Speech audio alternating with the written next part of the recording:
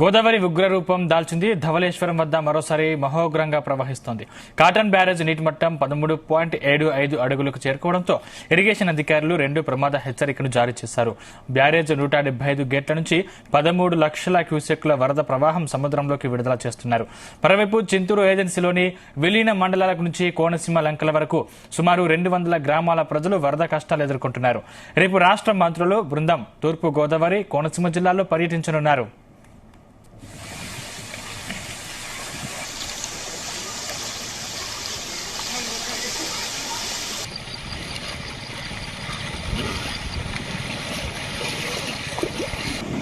అటు భద్రాచలం వద్ద 3వ ప్రమాద హెచ్చరిక వద్దకు గోదావరి నీటి మట్టం చేరుకోవడంతో ఇరిగేషన్ అధికారులు హై అలర్ట్ అయ్యారు. అక్కడ గోదావరి నీటి మట్టం 53 అడుగుల వద్ద కొనసాగుతుంది. గోదావరి ఉధృతితో భద్రాచలం నుంచి ఆంధ్ర, ఒడిశా, ఛత్తీస్గఢ్ కు నిలిచిన రాకపోకలు నిలిచిపోయాయి. భద్రాచలం నుంచి దుమ్ముగూడెం, చర్ల స్టేట్ హైవేపై రాకపోకలు నిలిచిపోయాయి.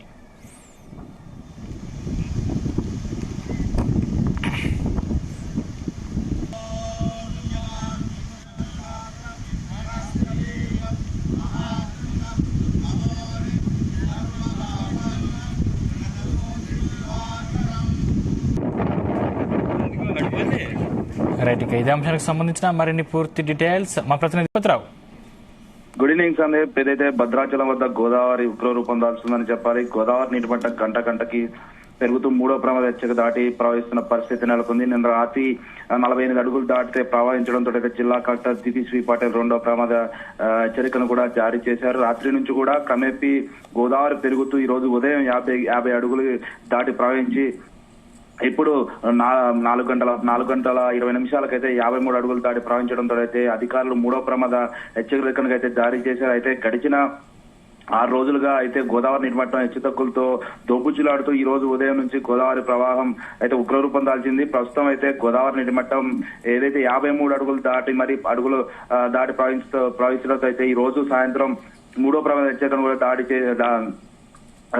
చేసిన పరిస్థితి అయితే ఉంది. మరోపక్క వరద ఉన్నటువంటి ఏదైతే ఎగువ ప్రాంతాల్లో కురుస్తున్నటువంటి వర్షాలు కావచ్చు, తెలంగాణలో కురుస్తున్న భారీ వర్షాల కారణంగా అయితే ప్రాణహిత, ఇంద్రవతి, కాళేశ్వరం, మేడిగడ్డతో పాటు ఛత్తీస్గఢ్ లో కురిసిన భారీ వర్షాలు అయితే ఈ ప్రాజెక్ట్ అన్ని కూడా గేట్లను ఎత్తడంతో అయితే గోదావరి ప్రవాహం మరింత పెరిగిందని చెప్పాలి. దీంతో ములుగు జిల్లాలో ఉన్నటువంటి తుపాకులగూడెం వద్ద ఉన్న సమ్మక్క బ్యారేజ్ భారీగా వరద వచ్చి చేరడంతో అయితే 80 గేట్లను ఎత్తి 6 లక్షల క్యూసెక్ల నీటిని దిగువకు విడుదల చేయడంతో భద్రాచలం వద్ద గోదావరి ప్రమాద స్థాయికి మించి ప్రవహిస్తుంది. గోదావరి ప్రవాహంతో అయితే దుమ్ముగూడెం, ఇటు చర్ల రాకపోకలు నిలిచిపోయిన పరిస్థితి అయితే ఇటు భద్రాలకు సంబంధించినటువంటి ప్రధాన రహదారి నేషనల్ హైవే కూడా ఛత్తీస్గఢ్, ఒరిస్సా, ఆంధ్రప్రదేశ్ వెళ్లే నేషనల్ హైవే కూడా పూర్తిగా గోదావరి బ్యాక్ వాటర్ రావడంతో అయితే గత 6 రోజులుగా కూడా రాకపోకలు నిలిచాయి. అయితే గోదావరి మాత్రం ఇంకా పెరిగే అవకాశం ఉన్నట్లయితే గోదావరి సిడబ్ల్యూసీ అధికారులు అయితే అంచనా వేస్తున్నారు. గోదావరి ముంపు ప్రాంతాల్లో ఎలాంటి ఆస్తి నష్టం, ప్రాణ నష్టం కూడా వాటిల్లకుండా అయితే ముందస్తు చర్యలు తీసుకోవాలంటూ కూడా జిల్లా కలెక్టర్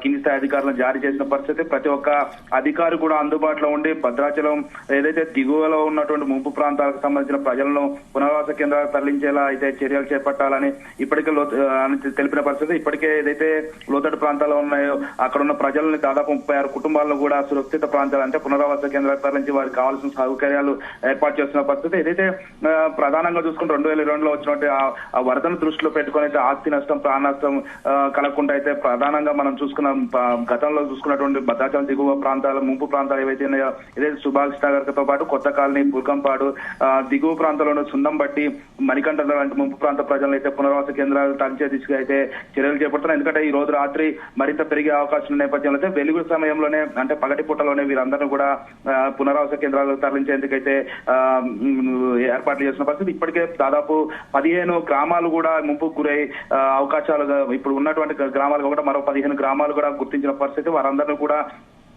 ముంపు ప్రాంతాల నుంచి ఏదైతే పునరావాస కేంద్రాలు తరలించేందుకైతే రంగం సిద్ధం చేశారు. ఇంకా మరి కొద్దిసేపట్లో కూడా ఏదైతే మంత్రి తుమ్మల కూడా భద్రాచల పరిసర ప్రాంతాలు పరిశీలించి అక్కడ ఉన్నటువంటి అధికారులతో సమీక్ష సమావేశం నిర్వహించనున్నారు. ఇక్కడ ఉన్నటువంటి స్థితిగతులు తెలుసుకొని ఏదైతే సీఎం కూడా తెలుపనున్నట్లు కూడా తెలుస్తుంది. ఏదేమైనా ఇదైతే గోదావరి ప్రవాహం కొనసాగితే మాత్రం ఈ రోజు రాత్రి 55 అడుగులు రాత్రి వరకు అయితే 55 అడుగులు దాటి ప్రవహించే అవకాశం ఉన్నట్లు కూడా సిడబ్ల్యూసీ అధికారులు అంచనా వేసిన పరిస్థితి. ఎలాంటి ముప్పు వాటిల్లకుండా అయితే గోదావరి పరివాహ ప్రాంతాలు ముంపు ప్రాంతాలు ఏవైతే అక్కడ ఉన్నటువంటి ఎన్డీఆర్ బృందాలు అంటే రెండు ఎన్డీఆర్ బృందాలతో పాటు ఇటు గజేతగాళ్ళతో పాటు పూర్తిగా ఇక్కడ ముంపు ప్రాంతాల్లో కూడా లైఫ్ జాకెట్లతో పాటు బోట్లను కూడా ఏర్పాటు చేసి ఒకవేళ రాత్రి ఏదైతే ముంపు గ్రామాలు ఏవైతే ఉన్నాయో వారికి ఇంకా ముంపు ఉన్న నేపథ్యంలో అయితే వారందరూ కూడా సురక్షిత ప్రాంతాలకు తరలించేందుకు అయితే రంగం సిద్ధం చేస్తున్నారు సందీప్.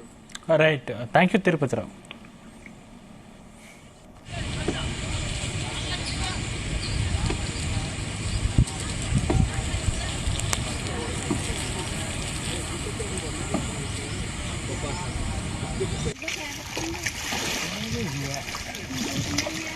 గోదావరి ఉగ్రరూపం దాల్చింది. ధవళేశ్వరం వద్ద మరోసారి మహోగ్రంగా ప్రవహిస్తోంది.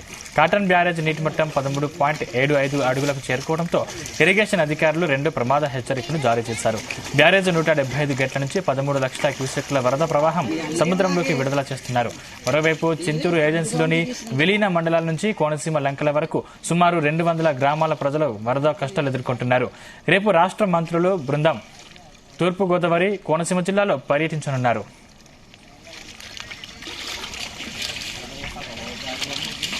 ఈ అంశానికి సంబంధించిన మరిన్ని పూర్తి డీటెయిల్స్ మా ప్రతినిధి ప్రసాద్ అందిస్తారు. ప్రసాద్,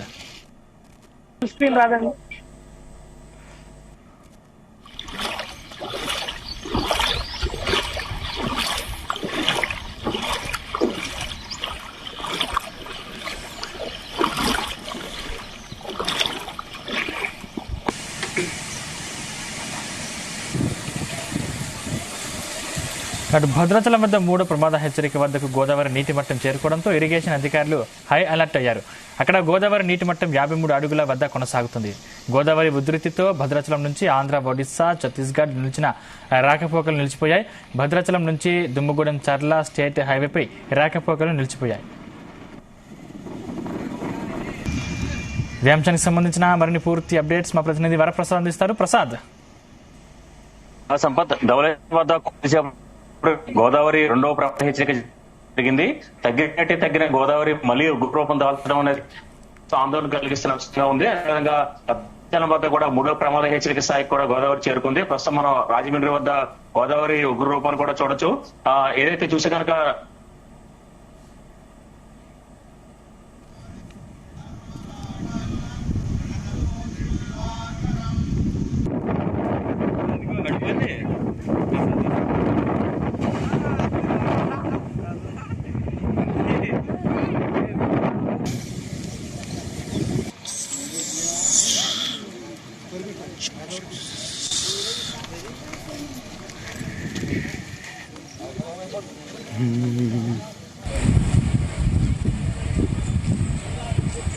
గోదావరి ఉగ్రరూపం దాల్చింది. ధవళేశ్వరం వద్ద మరోసారి మహోగ్రంగా ప్రవహిస్తోంది. కాటన్ బ్యారేజ్ నీటి మట్టం 13.75 అడుగులకు చేరుకోవడంతో ఇరిగేషన్ అధికారులు 2వ ప్రమాద హెచ్చరికను జారీ చేశారు. బ్యారేజ్ 175 గేట్ల నుంచి 13 లక్షల క్యూసెక్ల వరద ప్రవాహం సముద్రంలోకి విడుదల చేస్తున్నారు. మరోవైపు చింతూరు ఏజెన్సీలోని విలీన మండలాల నుంచి కోనసీమ లంకల వరకు సుమారు 200 గ్రామాల ప్రజలు వరద కష్టాలు ఎదుర్కొంటున్నారు. రేపు రాష్ట్ర మంత్రులు బృందం తూర్పు గోదావరి, కోనసీమ జిల్లాలో పర్యటించనున్నారు.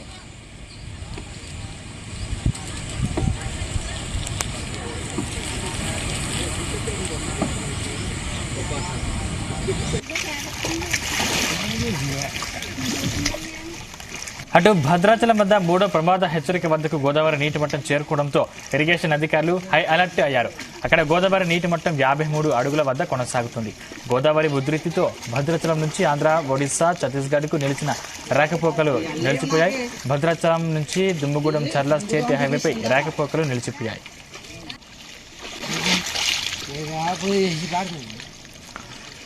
ఇదే అంశానికి సంబంధించిన మరింత పూర్తి సమాచారం రాజమండ్రి నుంచి మా ప్రతినిధి ప్రసాద్ అందిస్తారు. ప్రసాద్, సంపత్, గోదావరి మరోసారి ఉగ్రరూపం దాల్చింది. తగ్గిన గోదావరి వరద మళ్ళీ భద్రాచలం వద్ద 3వ ప్రమాద హెచ్చరిక స్థాయికి, అదేవిధంగా ధవళేశ్వరం కాటన్ బ్యారేజ్ వద్ద 2వ ప్రమాద హెచ్చరిక కూడా చేరుకుంది.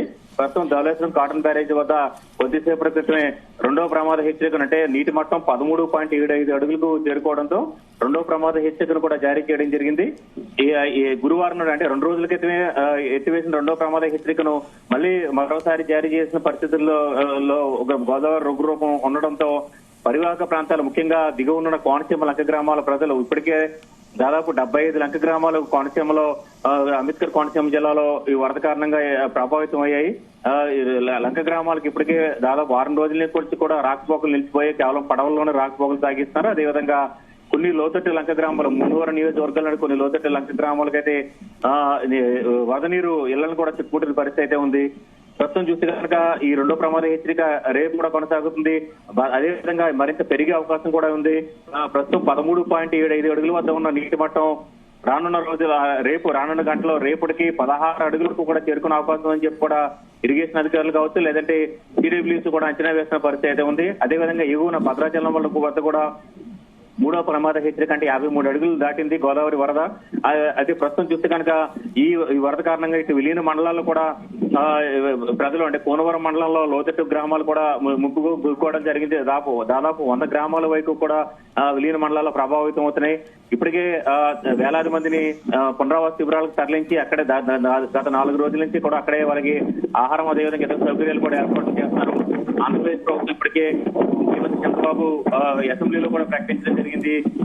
ముగ్గురైన బాధితులకు సంబంధించిన ప్రతి కుటుంబానికి కూడా 3,000 రూపాయల పరిహారం, అదేవిధంగా 25 కేజీల బియ్యం కూడా ప్రభుత్వం తరఫున సహాయంగా కూడా ప్రకటించడం జరిగింది. ఇప్పటికే మంత్రుల బృందం అచ్చెన్నాయుడు, అదేవిధంగా హోం, అదేవిధంగా విపత్తుల నిర్వహణ శాఖ మంత్రి తానేటి వంగలపూడి అనిత ఈ బృందం అంతా కూడా ఇప్పటికే కూడా పర్యటిస్తున్నారు. మొత్తం మీద ఈ రేపు కూడా ఇక్కడ కోనసీమ జిల్లాలో ఈ మంత్రుల బృందం కూడా పర్యటించబోతున్నారు. మొత్తం మీద వరద విపత్తు ఎదుర్కొనేందుకు అధికార యంత్రాంగం కూడా అప్రమత్తంగా వివరిస్తారు. అయితే ఇప్పటికే వేలాది కుటుంబాలు ఇప్పటికే ఈ గోదావరి వరద సంబంధించి చిక్కున్న నేపథ్యంలో కొంతమంది పునరావాస శిబిరాలు తరలి వచ్చారు. అదేవిధంగా విలీన మండలాలు అయితే కొంతమంది సురక్షితంగా ఏదైతే ఈ కొండలపైకి కూడా చేరుకోవడం జరిగింది. వారందరికీ ఆహారం, నీరు సరఫరా కూడా ఇబ్బందికరంగా మారే పరిస్థితుల్లో అధికార యంత్రాంగం అప్రమత్తంగా వ్యవహరించాల్సిన పరిస్థితి కనిపిస్తుంది. అదేవిధంగా చూస్తే కనుక పంట నష్టం కూడా విపరీతంగా జరిగింది. ఇప్పటికే లంకలో ఇటు వర్షాలు కావచ్చు, లేదంటే ఇటు వరద కావచ్చు, రెండు విధాలుగా కూడా రైతులు కూడా ఈ ప్రస్తుతం మరొక ఇప్పుడు భద్రాచలం వద్ద మూడో ప్రమాద హెచ్చరిక చేరుకున్న నేపథ్యంలో రేపు ఎల్లుండి కూడా ధవళేశ్వరం వద్ద ఇదే రకంగా గోదావరి రొగ్గు రూపం కొనసాగబోతుంది. అదేవిధంగా గోదావరి ఏటిగట్లు బలహీనంగా ఉన్న చోట్ల ఈ ప్రమాద గంటకులు కూడా పొంచి ఉన్న పరిస్థితులు అయితే ఉన్నాయి. ఇప్పటికే సీతానగరం మండలం బొబ్బిల్లంక వద్ద ఏటిగట్టుకి గండుపడే ప్రమాదం నేపథ్యంలో నిర్ణయించి కూడా దాదాపు 8 మీటర్ల మేర ఏటిగట్టు కూడా కోత గురైంది. దీంతో అక్కడ ఇసుక బస్తాల వంటి రక్షణ చర్యలు కూడా చేపడుతున్న పరిస్థితి అయితే ఉంది. మరికొన్ని చోట్ల కూడా ఏటిగట్లు కూడా బలహీనంగా ఉన్న నేపథ్యంలో అక్కడ కూడా ఇరిగేషన్ అధికారులు, రెవెన్యూ అధికారులు, పోలీసులు కూడా అప్రమత్తమైన పరిస్థితి అయితే ఉంది. మొత్తం మీద తగ్గిన గోదావరి మరీ ఉగ్రరూపం దాల్చుకునేది ఆందోళన కలిగిస్తుంది. ప్రసాద్, అంటే కోనసీమలో దాదాపు 200 గ్రామాల ప్రజలు కూడా వరద కష్టాలు ఎదుర్కొంటున్నారు. సుమారు 1,00,000 ఎకరాలకు పైగా పంటలు నీట మునిగినట్టు తెలుస్తోంది. వారికి సంబంధించి ప్రజలకు సంబంధించి అధికారులు ఏ విధమైన చర్యలు చేపట్టారు, ఎటువంటి భరోసా కల్పిస్తా ఉన్నారు? ఖచ్చితంగా ఎందుకంటే కోనసీమ లంక గ్రామాలు చూస్తే కనుక దాదాపు 8 మండలాల్లో అంటే అధికారులు చెప్తున్న ప్రకారం 75 గ్రామాలు ప్రభావితం అయ్యాయి.